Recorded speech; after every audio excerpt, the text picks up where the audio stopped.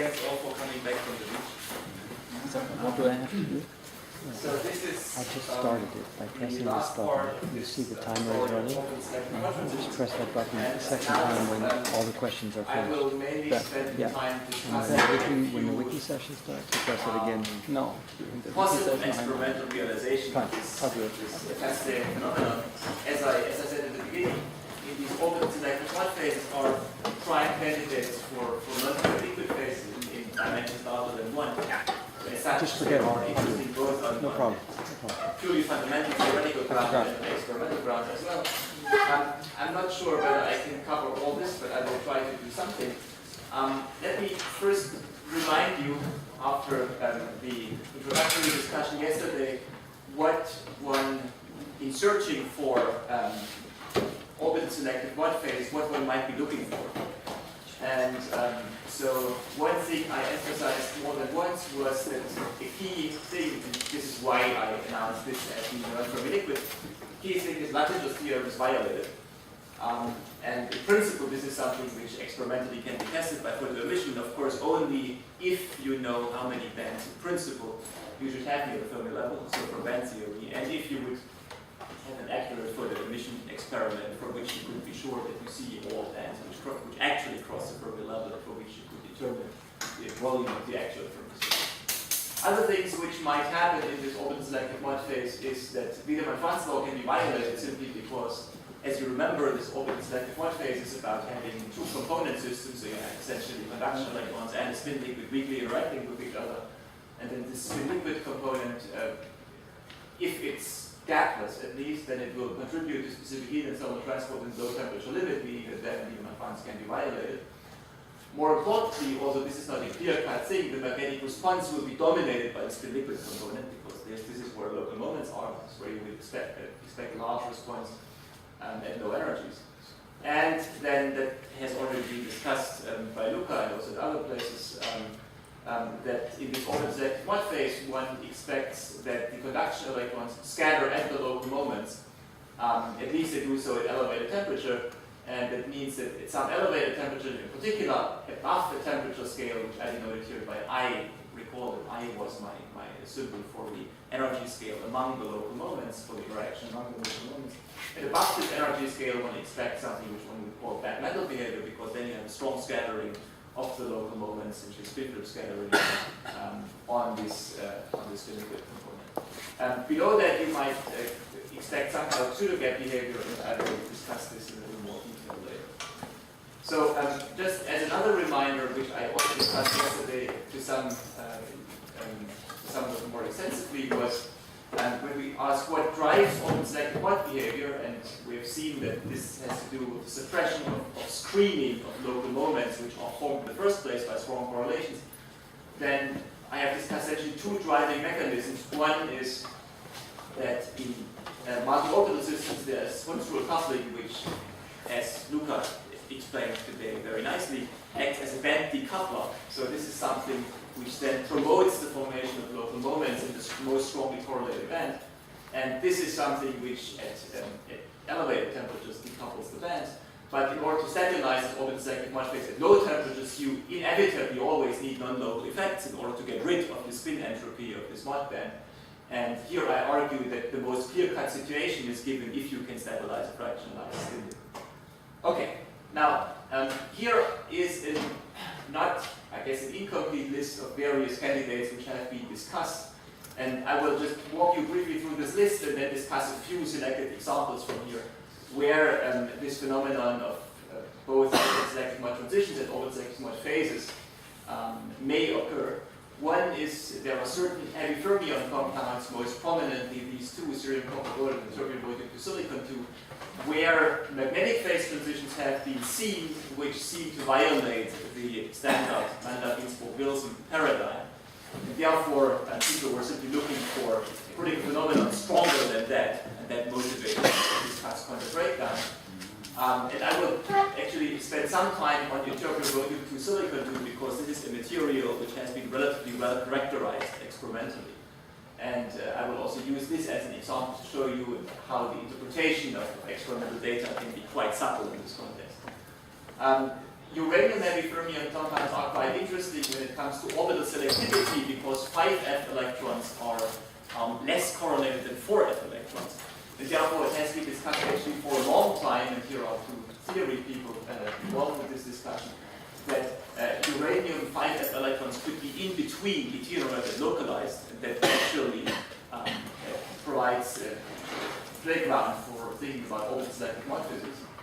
Then, as I emphasized, this, if I want to construct this orbital-selective Mott phase in the way I did this in the heavy fermion context, then I should start from strong frustration. And then naturally I should look for heavy fermion compounds where the local moments live on a frustrated lattice. And one candidate is here, and I will show one slide on that as well. Unfortunately, there are not so many good experimental representatives in this group. So heavy fermion compounds where we really have strong frustration with local moment subsystem. Then there is this particular type of ruthenate, and this is actually where in the community of multi-band transition metal oxides, the discussion about orbital selectivity started with. This is this strontium doped calcium ruthenate, or calcium doped strontium ruthenate, depending on how you read it. I will not say anything about this because here the experimental situation is unclear at the moment, so there have been conflicting reports on what the real nature of this orbital selective phase, orbital selective regime is. There are beautiful experiments on helium on graphite, so layers of helium absorbed on graphite. It turns out that if you do bilayers, then the lower layer is more correlated than the upper one, and then this realizes quantum lattice physics. These are beautiful experiments done by John Saunders, which I will not cover. I'm just mentioning this. This might be a realization of quantum lattice where this orbital selectivity also occurs. I will say a few words about pnictides and cuprides. So let's start with ytterbium rhodium to silicon 2. And again, I'm choosing this because this is, in the heavy fermion community, the material which has been most extensively discussed in the context of this Kondo breakdown phase transition. Let me just briefly describe some of the physics of this material, but before I do this, I also repeat the phase diagram which I showed yesterday in response to some of the questions. So we discussed this Kondo breakdown or orbital selective Mott transition, which also is in some sense a deconfinement transition, because as I argued, in this fractionalized fermi-liquid phase, which is labeled FL star here, there is a deconfinement of spin-ons, so it gets fractionalized excitations. So there is this non-fermi-liquid phase over here, the usual fermi-liquid here, and an ordered antiferromagnet over here. So again, this axis is quantum fluctuations, this axis tunes the ratio between Kondo screening and non-local interactions. And this phase diagram will reappear when I discuss the experiments on ytterbium rhodium to silicon. That's why I'm showing it here. That's just to mention that some parts of this phase diagram have been verified in numerical calculations, but the situation is still not that good that I'm showing actual numerical results here. So ytterbium rhodium to silicon 2. So here is one version of the phase diagram. Here is temperature, here is magnetic field. But this is a material which at low temperatures and zero field has an ordered phase, which is believed to be an antiferromagnet. One should phrase it back carefully. There is still no neutron scattering showing that there's an antiferromagnet. This is the shaded region here. Antiferromagnetism can be suppressed by a small field, and at larger fields there emerges a fermi-liquid phase. And non-fermi-liquid behavior is mainly seen here in the quantum critical region of this quantum critical point, and I will say a few words about this line in a second. So this here is one type of characterization of the quantum critical behavior. This is showing resistivity. Unfortunately, this graph is not explained. I apologize for that. But this here is resistivity as function of temperature, and you see this is linear, and this is actually taken here right at this field, and what this color plot shows actually the exponent of the resistivity variation, where red is linear and blue is t squared, as you would expect from Fermi liquid. And so you see here, you see in low fields and high fields, you see nice t square behavior, but then you see this fan-shaped region where you get something which is, to a good approximation, linear and t. So this is precisely what you would expect in a quantum critical scenario, but also this t squared behavior is something which cannot easily be explained by the standard theory. There is some log divergence in the specific heat. This is specific heat as function of temperature, which then at lower temperatures becomes even a stronger divergence. And there's more specific heat data down here, which I will not discuss in detail. I will discuss, however, measurements of the Hall coefficient, because this is interesting in the context of orbital selective Mott behavior. Recall that this orbital-selective Mott transition was between a Fermi liquid phase, where Luttiger's theorem is fulfilled, and this non-Fermi liquid phase, where Luttiger's theorem is violated. And I said that there is a second-order phase transition where the Fermi volume jumps. Now, what is a good quantity to observe this reconstruction of the Fermi surface? It's Hall effect, because it should be extremely sensitive to whatever you do to the Fermi surface. So it should be able to detect such a Fermi surface reconstruction. So consequently, people have tried to measure the Hall effect. Now, varying magnetic field here at low temperatures. And what you see here are actually now magnetic field sweeps at different temperatures. This is an old publication from 2004, and there's newer data here from last year. So you cut the phase diagram somewhere here, and you see that the Hall coefficient, this is what is plotted here as function of field, shows a significant variation, and this variation gets sharper when you lower the temperature. So the red curve is at some high temperature, the blue curve is at some low temperature. It's actually going from 100 millikelvin to 45 millikelvin. And the new data here go to even down to 20 millikelvin. And you are supposed to see, it's actually remarkable that the new data does not much look alike compared to the old one, but this is something the experimentalists have to discuss. But it is still true that also in this new data, there's a very pronounced crossover in Hall coefficient, which sharpens when you go to lower temperatures. And this has been interpreted as a sign of this Fermi surface reconstruction. And the fact that this crossover width, if you extrapolate it to 0 temperature, seems to extrapolate to 0, has been in fact taken as an indication for a jump in the Fermi volume. So this is what is stated here. So the experiments seem to indicate that this width really goes to 0, and this would really mean that there is a jump in the Hall coefficient if in the 0 temperature. And there are some other indications of some strong change, and this is connected with this line in the phase diagram which I displayed, which was displayed here, which is usually labeled T star in this experimental community. And what one sees, this is only a crossover line, but one sees relatively pronounced crossovers, so there are maxima in the susceptibility, and there are kinks in the magnetization and magnetostriction. So this is here, for instance, magnetization as function of field, and there is a relatively pronounced kink here somewhere, and the kink position shifts with temperature, and this is precisely, essentially this line here has been drawn, the same line as before, the same phase diagram, temperature versus field. And there is a line here which marks these crossovers. That's again another version of the phase diagram. There have been various publications on various quantities, and they all map to the same line. And remarkably, if you look at the position of this Hall crossover, so if you look where the Hall effect has this pronounced crossover between a high value at small field and a small value at large field, and if you follow this as function of temperature, and you draw this as a line in the phase diagram, you end up with data points which fall precisely on this line, which is also mapped out by the thermodynamic quantities. So all this has been taken as some evidence that something is happening when you go from here to here. And the fact that you see a strong signature in the Hall effect has been taken as evidence that this is a Fermi surface reconstruction. And together with some wishful thinking, this has been taken as evidence for quantum breakdown. Yeah. So in the theory, you have a 0 temperature phase transition between these two Fermi liquid states, FL and FL star, and a final temperature crossover, right? Yes. And it seems, and the experiment always seems to have a magnetic ordering on one side of that transition, which is, can I look at this that, well, it's just a side effect of the instability of the spin liquid, or how should I look at this? And eventually you have the free liquid, but you should just wait for 3 slides. Okay. That is a good point, but things change. So okay. This is just 2007, so I still have a few years to go.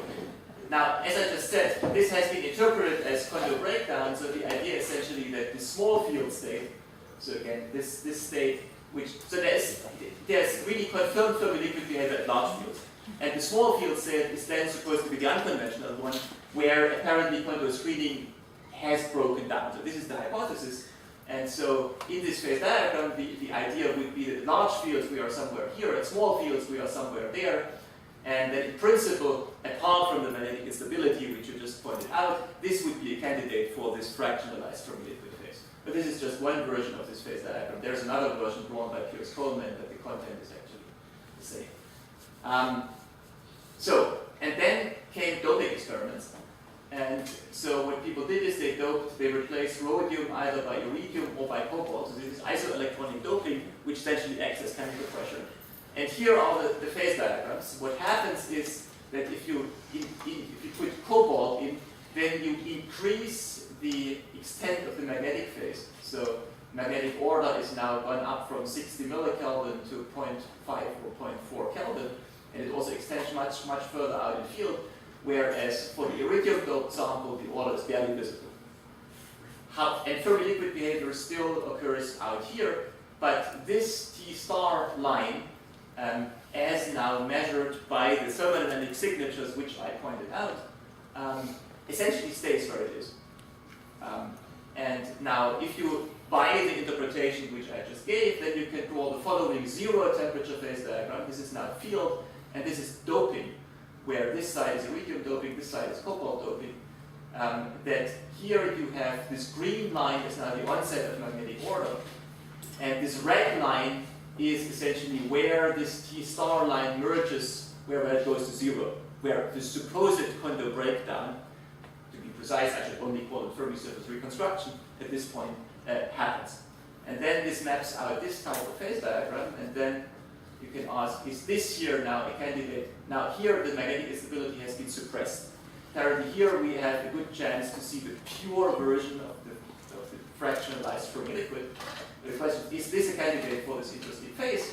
And if you actually put now this phase diagram here, it's just a rotated version of what I was showing before, then this rebounding topology is precisely what you see over here.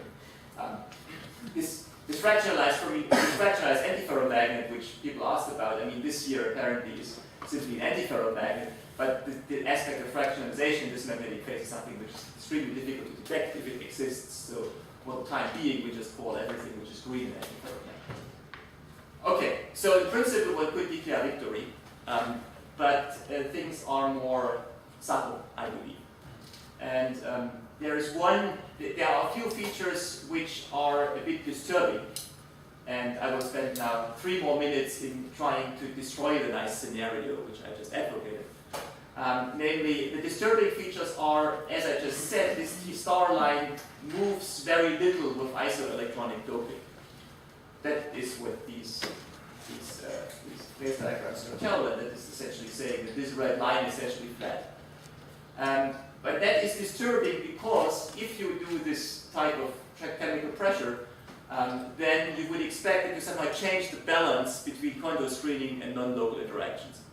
And that apparently seems to be also true in some sense because you either increase or decrease the propensity towards magnetic order, but you would also expect that this crossover or that this transition between FL and FL star, because also driven by the competition between Kondo screening and non-local interactions, that this also moves.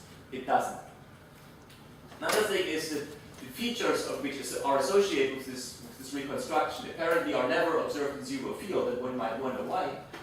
And another interesting observation actually is that this T star line, if you look at it and extend it, and experimental data go up to like 1.5 Kelvin, this is very linear in field. So this is actually what this phase diagram here shows, that you can draw a very nice line through the origin and they beautifully fit the data apart from this low temperature region. There's actually another line which has appeared in this phase diagram. This is where a maximum of the specific heat is function of temperature is.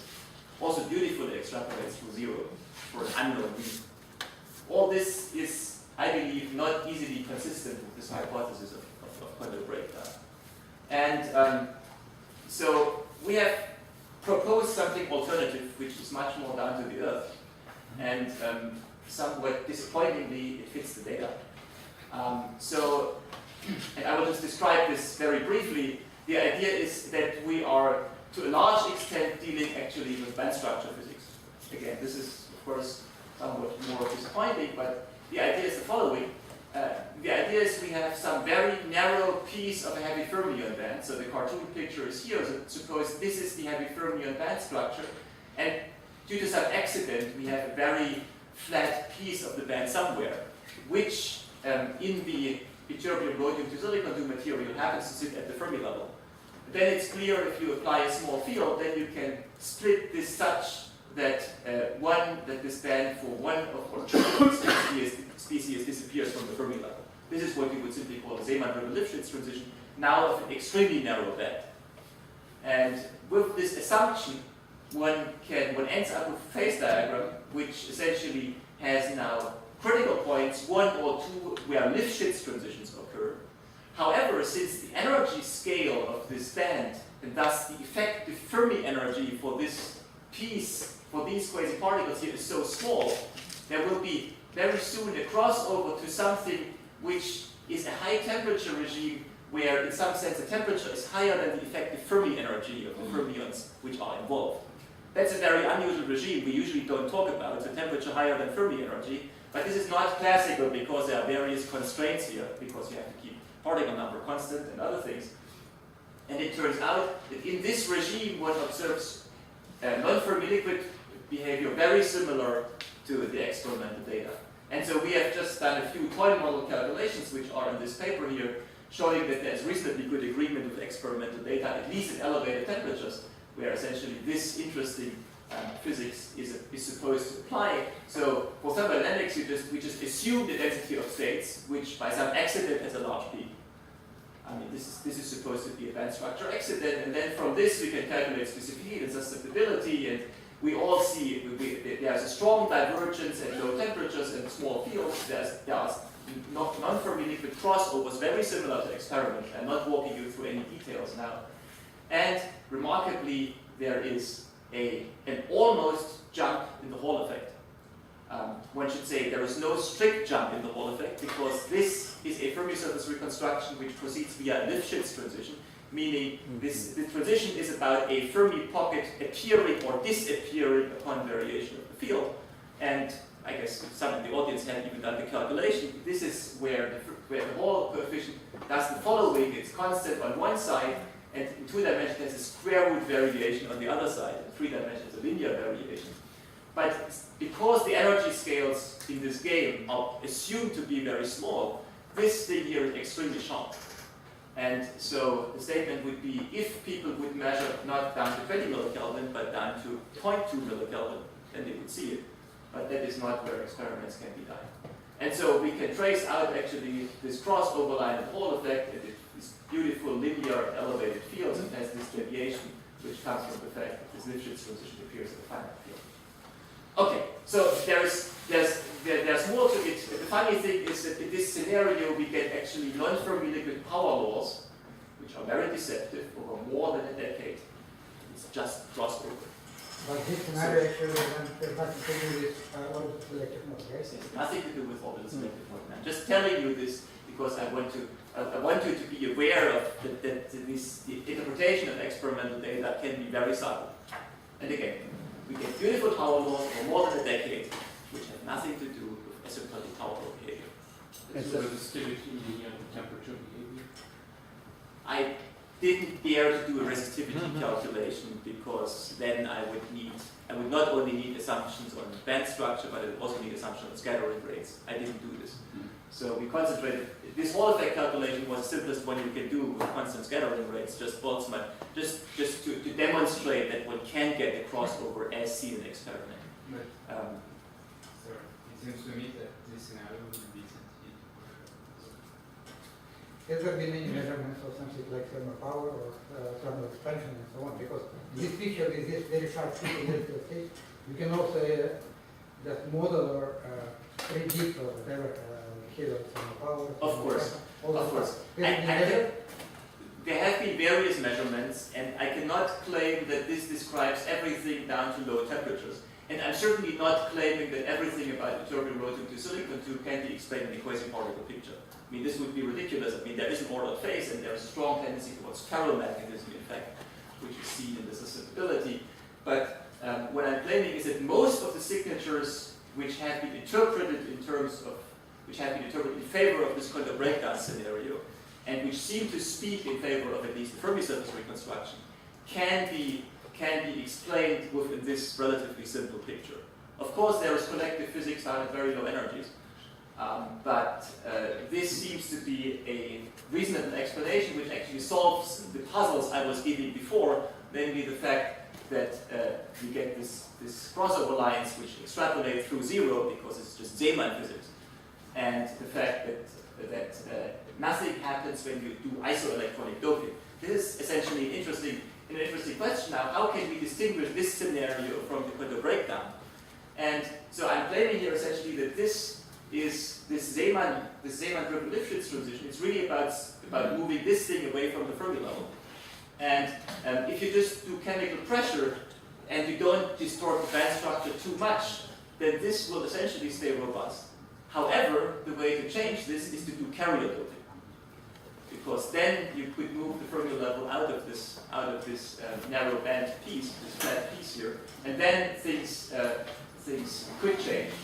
And this is something which is just stated here. These experiments are presently being performed, and and you have to do doping not with iridium or rhodium, but with something else. And there are some preliminary results which show that interesting physics is going on. T-star line moves, but I can't say more at the moment. I would expect also that in this kind of field-driven condition, there will be a kind of mechanism. Is it seen in the monetization? Well, I mean, what happens is actually that this is here in some of these plots. I'm not sure that I'm showing the right plots here. But what happens is that the mechanization varies strongly at small fields, because you have this large density of states which you shift up and down through the Fermi level, and then it stops to vary strongly once this thing here has moved has moved away from the Fermi level. So in this sense, it's not a metamagnetic transition in the usual sense, where you first have a slow variation and then a steep rise. But here you have steep rise at small fields, and then it stops to rise. And this is what is seen experimentally. I mean, recall that I was showing this actually here. But this is magnetization. It first has a steep rise, and then there is a much slower rise. And this is also what comes out from the calculations we performed.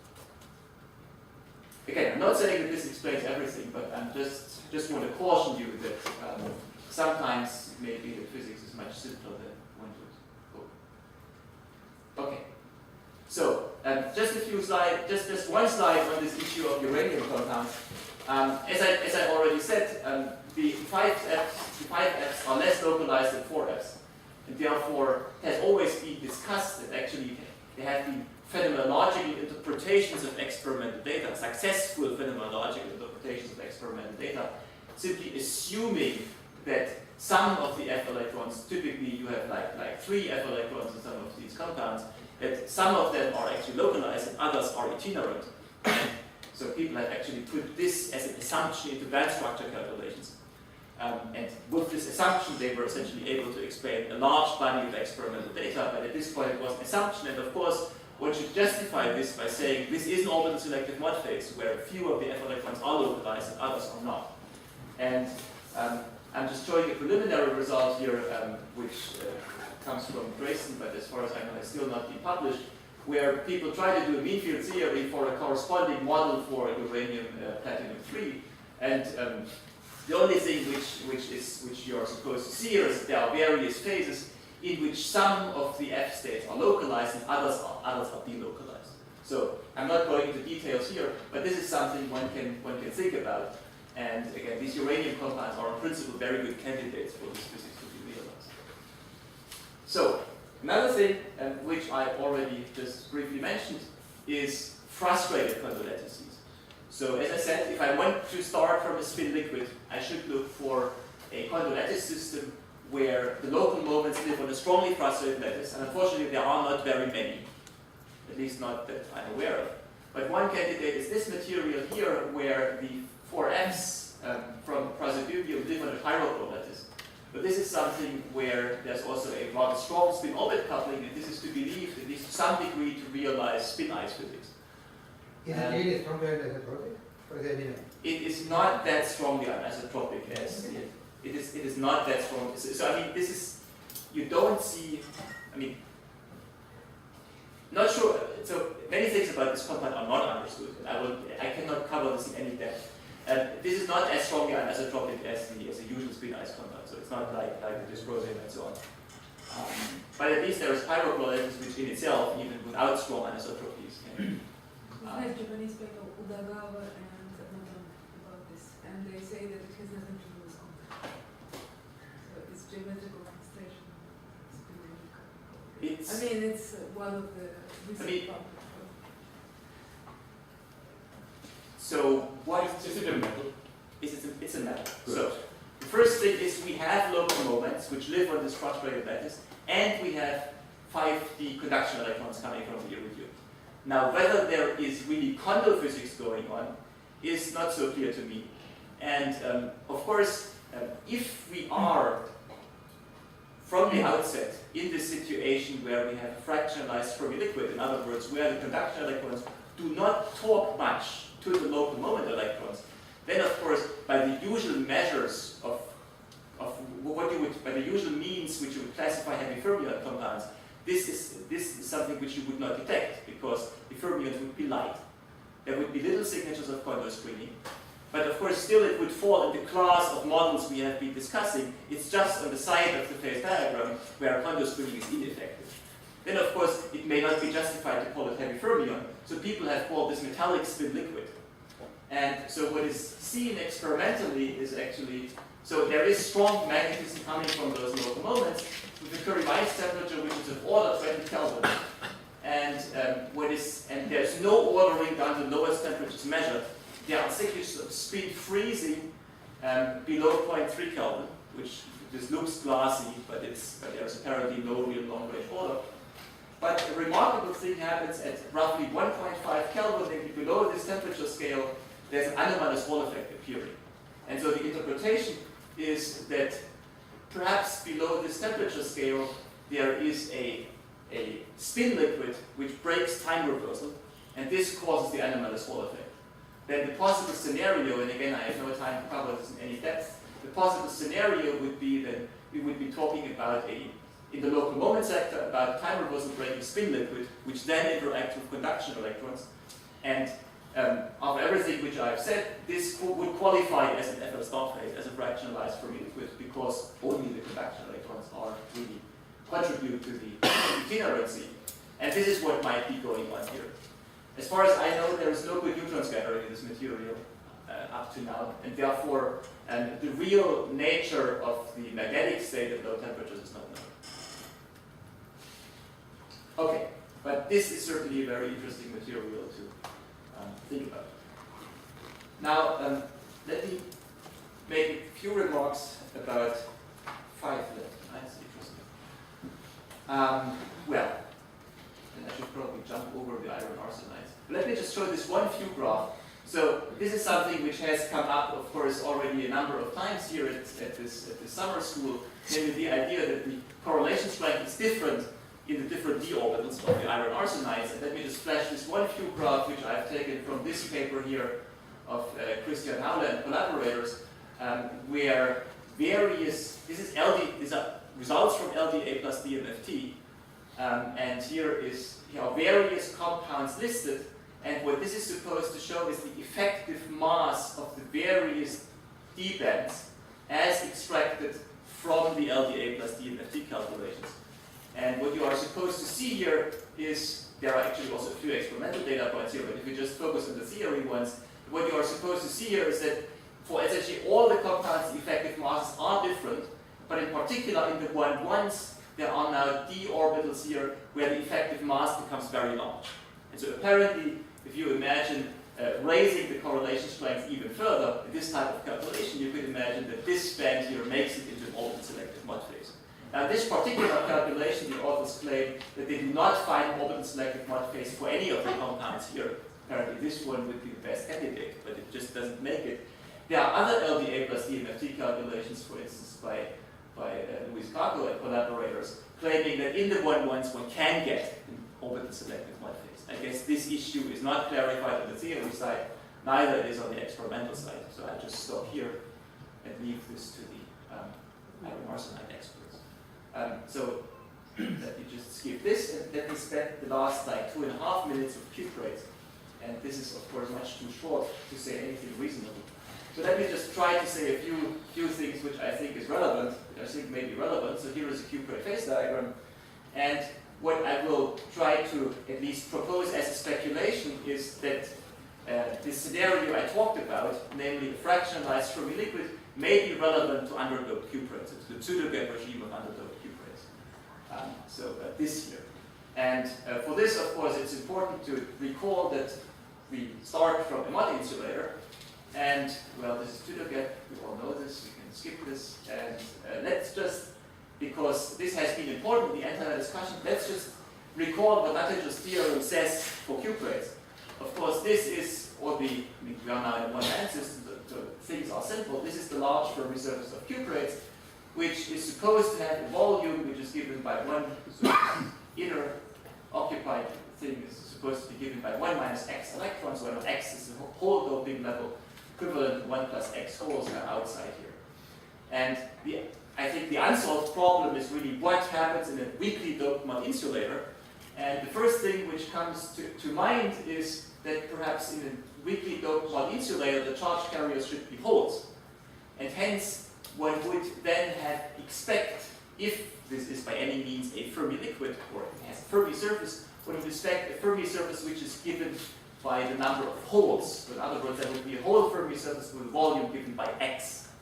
And note that this, which one might then call a small Fermi surface, violates Lattiger's theorem, which states that it should be 1 plus x holes by exactly 1. And this is very similar to the fractionalized Fermi liquid, where I emphasized more than once that there, Lattiger's theorem is violated exactly by 1, because there the f electrons do not contribute to the volume count of the Fermi surface. And this is something which is in parallel. And if I would have more time, I would now show photo emission, I would show Fermi arcs, and I'm not doing this here in any detail. I would also discuss quantum oscillations, and I'm not doing this in any detail either. But let me just say something about what we know, what numerics seems to tell us about the fate of the Fermi surface in the weakly doped Hubbard model, because I think this is something which is important. So what one can do is one can do numerical studies of the single band Hubbard model using cluster DMFT. And this is a heavy computational technique which gives numbers which are then subject to interpretation. But there is something interesting coming out which people have dubbed a momentum-selective Mott transition. And this is worth discussing here at least a little bit further. So in this cluster DMFT, what one does is one partitions the Brion zone into certain sectors. And so recall that I explained DMFT, where you map a lattice model onto a single impurity model, which you then solve self-consistently. Now in cluster DMFT, you map the lattice problem instead onto a cluster, to an impurity cluster, which is immersed in a bath. And the cluster has a number of sites, and the most simple interpretation is that each site in the cluster corresponds to a particular piece of the original Brion zone. And single site DMFT, where the self-energy is assumed to be momentum independent, would simply correspond to covering the entire Brion zone with one color and just doing a single site DMFT. Now here, this is for an 8-site cluster. If you count, these are probably 8 colors, but these are not 8 colors, but there are 8 equivalent sectors here. Well, there are 8 sectors, and if you really count, then you get 8, well, 4 red ones, and I guess 4 red ones, 2 blue ones, and 2 green ones. I guess that's the right. No, one green one, 1 yellow one, 2 blue ones. Should add up to 8. Anyway, so we have discussed the DMFT, and now if you do this calculation, you get representative self-energies for every point here in momentum space. And this is what you get. This is imaginary part of self-energy as function of imaginary frequency. And this plot here is supposed to show you whether you have Fermi-liquid behavior or not. This is taken from a paper of Andy Miller's group. And so the red curves are for a large doping, and what you are supposed to see is that the self-energy goes to 0 at 0 frequency for all momenta which correspond to these different sectors in the Brion zone. So this is a Fermi-liquid. Whereas here, at a doping of 10%, you have curves which go to 0, and you have at least one curve which definitely doesn't go to 0. This means that for one of the representative points here in momentum space, and it turns out to be pi 0, so this is the blue sector, there is non-Fermi liquid behavior. This is what, this calculation is a signature of this momentum-selective Mott transition. And this is what numerics can tell. And then, of course, and one should say where this occurs in the phase diagram.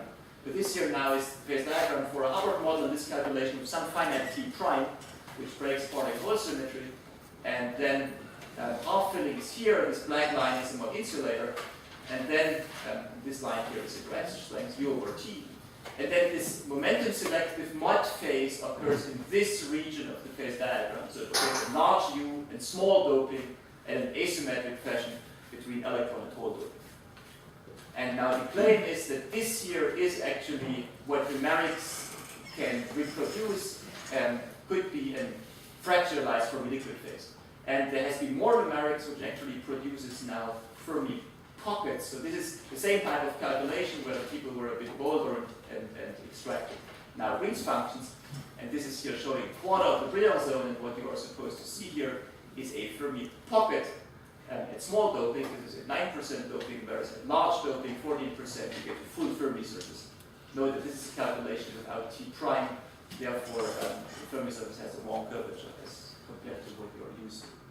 So again, the numerics indicates, this is what I should emphasize, that there is now a phase transition at some finite doping where you go from a large conventional Fermi surface at small doping to something large doping to something unconventional at small doping, which has this momentum-selective Mott character, and it has Fermi pockets. Can one again explain it more trivially by using, for example, like spin-density wave correlation? So which will give you small pockets.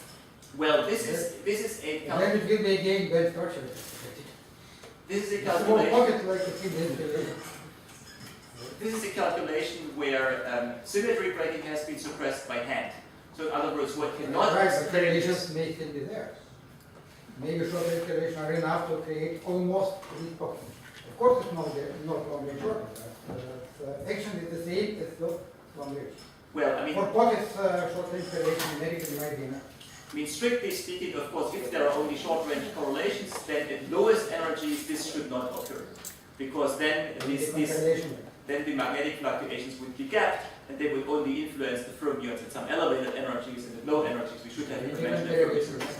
Now we can discuss whether the numerics is able to distinguish the two scenarios.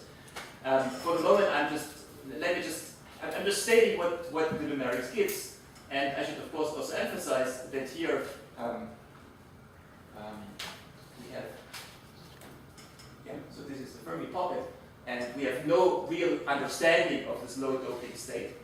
However, let me just come to my last slide. So the scenario which then is in the air and which needs to be substantiated would be that in the overdope regime we have a Fermi liquid which has a conventional large Fermi volume, and in the underdope state we have a non-Fermi liquid which potentially has a real Fermi surface of fermions, however, violet Lagrange's theorem exactly by 1. This is what is consistent with the numerics. And then the simplest way to bridge the two would be one quantum phase transition where the Fermi surface reconstructs. This would be of the type I have described before, FL and FL star. And then this would have a critical Fermi surface. And for this, unfortunately, we have no theory to date. Thank you.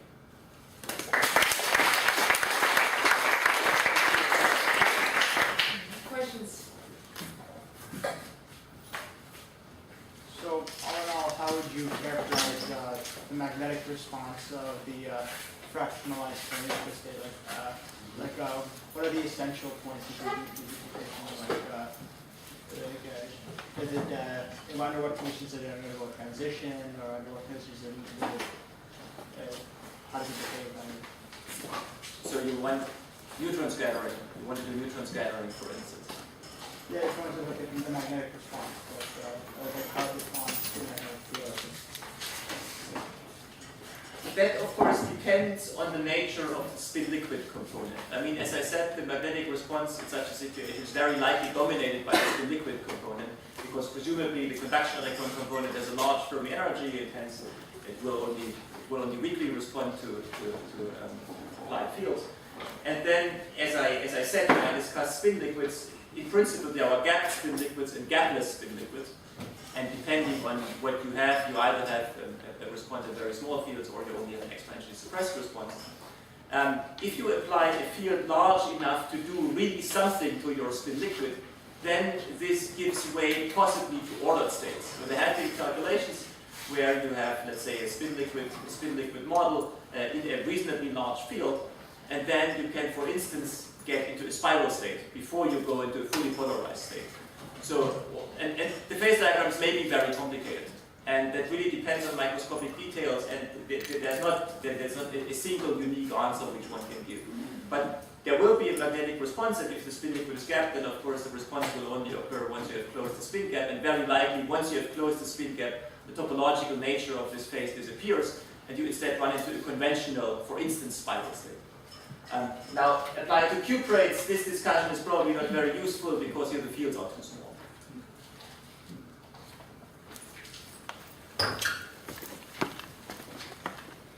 Suppose I want to write down a multiband Hubbard model which shows such orbital-selective Mott transition. What do I need in terms of lattice, parameters, and so on? There's persons in the audience who have done exactly that. So I guess, probably you are more qualified to answer, but I guess the answer is it depends a bit on what you want to do with your Hubbard model afterwards, but a good thing to include is certainly Hund's rule coupling between the bands, because as we heard in Luca's talk, this acts as a band decoupler, and this drives orbital-selective Mott physics. So if you have something like this, then this is a good starting point. And then, of course, so this will give you, as explained various times, this will give you a temperature regime in which the bands effectively decouple. And therefore, and if then in one of your bands, either the bandwidth is small or U is sufficiently large to drive this particular band in Mott phase, then you are in business. If you, beyond that, also want to stabilize this phase at 0 temperature, then you should better work on a highly frustrated lattice, because otherwise magnetic order will kick in at low temperatures.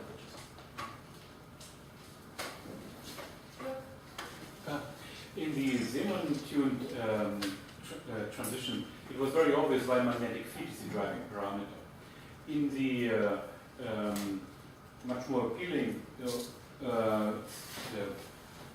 non-ferrous liquid scenario, why is magnetic field actually the driving parameter in the turbine-rhodium silicon? Is it understood why is it magnetic field? I think no. We know, of course, if we would only talk about the suppression of an itinerant antiferrometric phase, then we know that this can be done with a magnetic field. Right. So that's fine. Why one But should you have a not... well-defined calculation, which you did. If you were to add a magnetic field to that calculation, can you tune through the transition? Put it this way. So you mean I take a microscopic calculation describing Kondo breakdown and I add a magnetic field? Do you actually tune through the transition?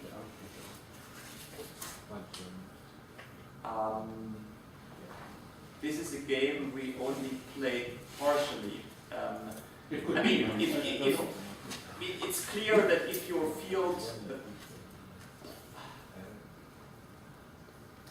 it's not obvious. Mm-hmm. I mean, if the field is sufficiently large, then of course you run into a polarized phase, which then is trivial and will be a fermi liquid. So in this sense, so there is of course, so if you have a fractionalized fermi liquid at low fields, and you apply a sufficiently large field, you will run into a trivial phase. So this works. So in this sense, field is not necessarily through your second order phase transition that you will not necessarily through the type of second order phase transition I advocated, and what I just said is certainly not relevant for a turbine rhodium to silicon 2, because the Kondo scale is like 20 Kelvin or like 50 Tesla, and here we talk about 60 millitesla. In other words, this is a tiny field compared to Kondo, and therefore what I just said before is certainly irrelevant for a turbine rhodium to silicon 2. Beyond that, I have nothing to say. If I may, one argument may be in favor of a Kondo breakdown scenario. There's another material, terbium silver germanate, which has very many features very similar to terbium rhodium silicon 2. Also has the Hall coefficient features, and it would be very Well, surprising if indeed This- this would again be a very narrow band that would be This zero. one, the terbium silver germanate, has an extremely complicated phase diagram. You know, as a function of field, you get a sequence of like 5 phases. This is terrible. So It's got a phase diagram that's been characterized. Maybe the terbium Vojta single has. there is ytterbium aluminum boron 4, which you're probably also aware of. So there's another ytterbium material showing strong non-ferromagnetic signatures actually in zero field, which can be suppressed by field, which is highly interesting and about which I have nothing to say. But so maybe that there is more at work than we understand at present.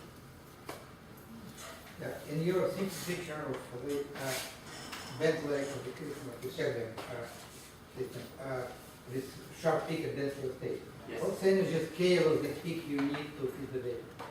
Time. The least of this peak, yeah. Time.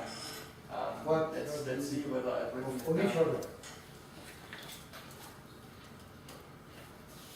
50 yeah.